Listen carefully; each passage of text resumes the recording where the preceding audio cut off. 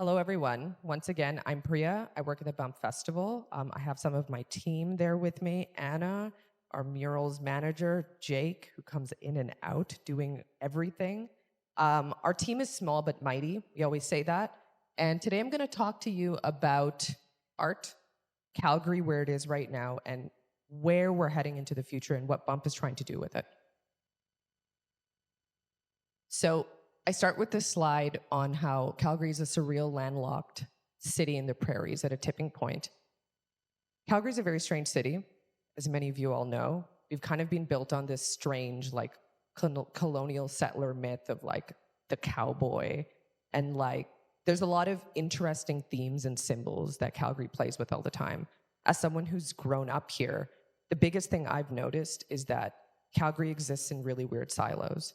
So artists in the underground exist in a silo. Corporate Calgary exists in a silo. There's other types of Calgarians who kind of neatly fit into their own boxes, right? Or we say they neatly fit into their own boxes. What I started noticing here, and probably many, many people started noticing here in the past decade, is these boxes don't really make sense. Like, it's time to take us into the future. I use the word surreal a lot when I explain Calgary because it is a little bit absurd how we operate here in the arts. Even kind of our main programming is Stampede, which is a lot of fun, but it's so wild to explain it to people who are not from here that we, kind of all cosplay as cowboys for 10 days. So enter in 2017 Bump Festival. So Bump Festival is a citywide street art movement. For those of you who don't know us, we're kind of a mix of many different things. Like, at the center of it, Bump Festival is an art programming entity. But Bump is also a music festival. Bump is a cultural festival. Bump is a public festival because it's free and accessible to everyone. It also runs for about 30 days, roughly. The whole kind of point of Bump and why it was created is to enrich and beautify communities, and then from there, provoke dialogue, change and conversation within Calgary. Since 2017, we've programmed over 180 public art installations. This includes murals, this includes roadworks barriers. Today, in our 7th year, we're thinking of expanding in new ways. I have a specific slide that kind of captures really, really particular Bump impacts, but I'll get into that later. So when I was asked to come on and do this talk, there was the main question was, what is the point of public art? What can it do? I come back to what I said earlier about Calgary being this very strange, surreal city that requires someone to kind of drag it kicking and screaming into the future, which we are all a part of. Public art does that. It has this incredible power to put itself out there and force all the silos together. So it doesn't matter if you work in corporate Calgary, it doesn't matter if you're an underground artist, it doesn't matter if you're someone in service, you're all gonna walk down the same street and see the same mural. And it can have many, many different impacts on you based on where you are and who you are. So over here, I have like kind of some macro points on what public art can do. At a very, very immediate level, it makes the city more beautiful. To me, this is like an incredibly important reason for why I would want to wake up in the morning and go outside. I travel a lot. Just this fall, I was in Europe. I was in London for a couple weeks, and the biggest thing, I was also there with my festival manager, but the biggest thing we kept talking about is like, what would it feel like to wake up and see like monuments around you? What would it feel like to wake up and see art every day and not even be an artist? Like, how would it change the way you think? How would it change the way you move in a city? So, on one level, beautifying public spaces, it makes people want to stay in a city. It makes people want to work in a city. It inspires you to think very differently. In this new Calgary, where we're trying to attract big tech industries here, like your Googles, one of the things we're saying in Bump is this is a reason, like what we're doing here is a reason why people would move here. This is a reason why someone who lives in Seattle or lives in LA, the more art we bring into the city, the more migrants we're going to have here who don't want to leave. Another thing that public art can do is it can negotiate change and, look at social issues and challenge inequalities. So in Calgary, I would say, and I haven't been here before the 90s, but the art that we program here and who gets to decide what everyone is talking about has been one type of person for a very long time. The thing we do with public art is you ask people from a very, very diverse cross-section of society to come in and create art, and with it, inform us of their own history and their own narratives. Something we do at Bump that I'm very proud of is we kind of let the artists lead. We have a very strict policy on you can't tell the artist what to paint. So we're not a commission-based festival. We don't, with the exception of some very specific projects. Typically, once artists are curated into the festival, really they're just giving us a design and we're saying yes or no. There's no like, hey, can you add like more flowers into that design? Can you add some butterflies or like a cowboy into the design? We really don't want to do that because the idea is we're trying to bring all these artists in, also make artists from here kind of come out of their shell and paint what they want, tell us their stories. Public art engages communities and fosters civic pride. People rally around public art in a very interesting way that I kind of knew, but I've really seen firsthand through working in public art. People look at murals and they come to it every day. They kind of start owning it when they live in that neighborhood. I noticed that specifically when you start programming murals that have like this massive global impact. Last year, we programmed the tallest mural in the world. And yeah, Calgarians, they loved it, as they should, right? Like to say like, this is my city and this lives here. And to tell that to other people from other cities, it does foster a sense of civic pride. Public art creates opportunities for artists and can be used for the economic vitality of a city. This is very important right now for Calgary as we come up with this 10-year revitalization plan. The more public art you program, the more artists from here kind of take that as a sign that they don't have to move to Toronto. They don't have to move to another city to try to be an artist. They start understanding how they can be paid here and paid properly. They also, this kind of energy that public art creates starts making other collectives pop up around Calgary. It's something I've personally noticed in the past 5 years, even outside of Bump. The more art entities that emerge that kind of have a structure and is able to be like, hey, we're actually paying artists well and respecting their vision, even more collectives start popping out of the underground. It creates a very interesting energy in a city that ultimately forces change. And finally, it promotes the exchange of new ideas. A question we get asked all the time with Bump is, how come you guys are not only programming local muralists? And this is a very funny question because art is like any other industry. When you are throwing a music festival here, you are going to want to bring your big musicians from elsewhere so they can interact and exchange dialogue with musicians here. That's kind of the point of how we grow an industry. You need people from the outside to come in and fuse their ideas with people here. So for us, some of our largest murals are painted by muralists outside. But our art industry needs people who have like advanced in their career 30, 40 years to come here and actually network with artists here, to tell them how to move, tell them how to expand their vision and their business, right? So there's also kind of this very rich exchange that happens when Bump Festival starts. We have 30 days of painters coming in, different points in their career, speaking to each other and telling each other very many things about the industry that people who aren't in it just don't know.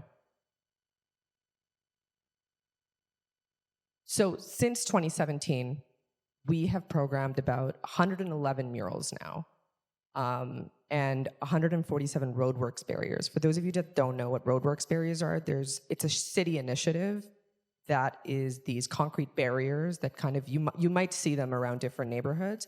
So we have actually programmed roadworks barriers as a way for emerging artists who have never actually done much public art to kind of get their fingers wet a little bit. But Our 111 murals are small, medium, large, and some of them are behemoth murals, which are about 15,000 square feet. So we have them from all different sizes. We've touched about 12 communities. As you all know, we're the Beltline Urban Mural Festival. So to begin with, we program in the Beltline. But we also have brought in 11 international mural artists. We've programmed upwards of hundreds of musicians and performers. We 46 public events, 4 graffiti jams, and 107 Canadian visual artists, which is pretty incredible for a festival that just began 7 years ago. And I need to make this very clear, is like not city funded. This isn't a festival like other great mural cities where the city is like actively going, hey, we want you to exist. We're trying to get there this year, hopefully, fingers crossed, right? Because the city needs us more than ever. In 2022, these are some of our biggest achievements. We programmed the tallest mural in the world. It was painted by an incredible German graffiti artist named Dime. We painted the largest mural in Alberta, but truly we can't tell if it is larger than the other largest mural in Alberta, which we also painted. The mural that was painted in Alberta is called Neoma. This one's my favorite that we've ever done. The painter's name is Jackie Comrie. She's from Toronto. But when she came here, she had a 15,000 square foot mural to do.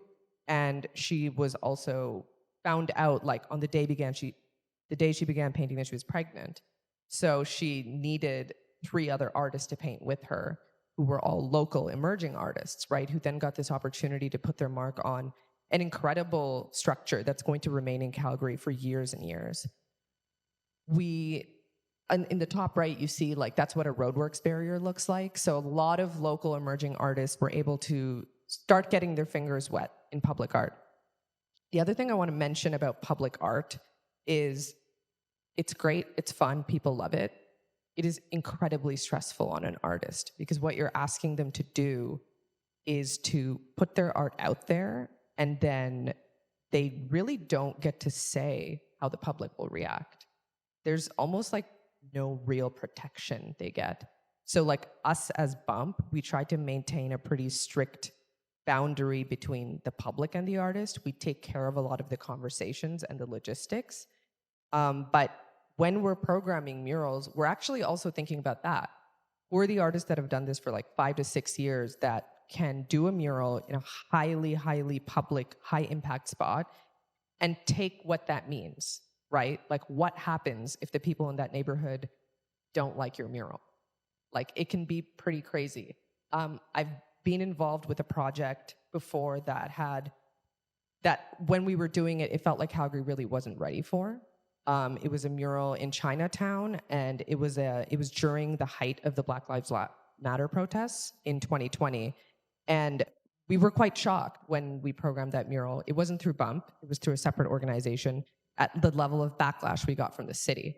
So in that situation, it was like, it left a team of people like pretty traumatized, right? So when you're programming public art, you kind of have to think about that as well. We commissioned our first film in 2022. It was by a local artist named Alex Kwong. We shot a documentary film about him, and then we held the Bump Cinematheque at Contemporary Calgary with Alia, who's sitting right here. We're always trying to, with Bump, expand the ways we can interact with the city. So besides the muraling, like I said, we program music, we program events, we program parties, we program artist talks. They're all available to the public. The idea is to create this kind of energy in the city for a month that people are kind of playing into, they're leaning into it, and they're learning more about art. With the Cinematheque, we wanted to edge our way into the film industry. We wanted to find a way to actually start documenting these artists who are living and working in our city. What are they doing? How do they think? How did they start their careers here? Telling their stories so that people here are looking at them as like, people who are moving and shaking the culture. We worked with a really awesome mural we did was with CMLC, where we had an Indigenous artist from the States come and do a mural with an Indigenous artist here. So that mural is in East Village. it's amazing because then the artist here she worked with was able to go to the States and do a mural with her. She's pretty awesome. She just designed the Super Bowl ticket this year.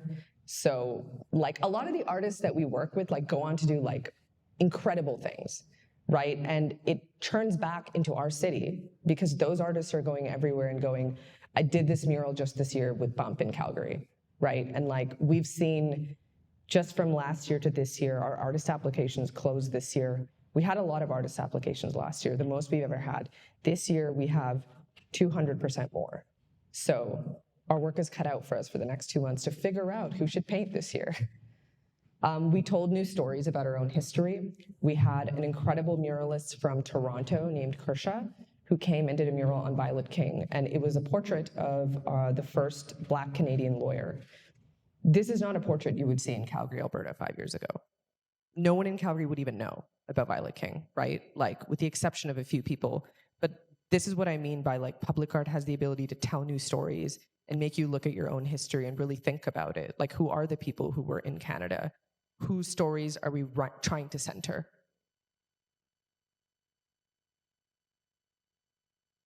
In 2023, the whole idea now is, you know, we look at artists as architects in this city who are like not just beautifying it, but they're redesigning the way we think through their art. So the artists we bring in, the artists that we program, we're thinking about Calgary. We're thinking about what does the city need right now? Beyond just, you know, the design and the aesthetics, sometimes people come with so much experience, they come with so much history, they might be able to really shift even a neighborhood with the work they put up. Lastly, I'm going to leave you guys with the artistic landscape of Calgary it's changing really rapidly today. There's one of the biggest things that I say in a lot of these conversations is in the past 20 years, we had a real boom of immigrants in Calgary. My parents moved here in the 90s and, you know, came on that kind of wave of oil and gas, like many other people I know. All of their kids are growing up, and many of them want to be artists. Many of them are going to be in positions of power. You're going to see a very different Calgary in the next 20 years, specifically in the arts, right? Because my parents are people who wouldn't even dream to come here and try to be artists. Like, they were just trying to find a job. Many, many other immigrant kids I know lived similar lives, but now they've kind of grown up in this city, understand the infrastructure a bit more, have creative minds, and they're like, actually, I'm going to infuse everything I've learned into a new Calgary. So you're going to see, this is like a weird pioneering time for a new generation of artists in Calgary. I noticed that in most of the artistic communities I move with, right? It does not look like how Calgary did 20 years ago. So it's changing. There's new players. There's definitely less barriers to entry. People are ready to, you know, start a collective. People are ready to make a film. People are ready to work with a few other people, find funding from here and there, and paint a mural themselves, right? Even Bump Festival, right, is the people who founded Bump, they obviously understood a little bit about infrastructure in Calgary and policy, but they weren't really financially supported to start a festival like this. It just kind of grew. The appetite was there, right? So you can follow us at YYC Bump. Or yycbump.ca. That's my personal Instagram as well. I work pretty heavily in the arts in Calgary, so, which is, you know, beyond Bump, like a lot of what I'm saying about the future of a new Calgary and artists here and the power of public art comes from my own experiences working with artists. If I'm to plug kind of, if you guys are really interested in the arts, the Grand is having 4 weeks of workshops called Navigating the Arts. It's just about, you know, it's called the Artist Resiliency Program. So I think this week is about navigating the arts. Next week is about, you know, creative finances.